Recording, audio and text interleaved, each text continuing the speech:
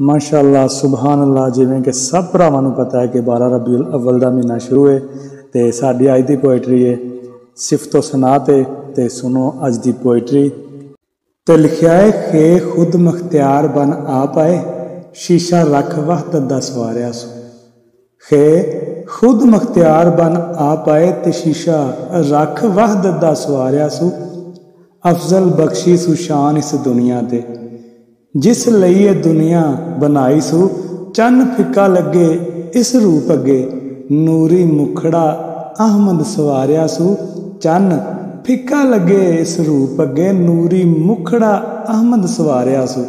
तालब अली हबीब तबीब कह गए इस जिया ना मुड़ बनाया सू। तालब अली हबीब तबीब कह गए इस जिया ना मुड़ बनाया सू। तो ये सी साडी अज की पोएट्री।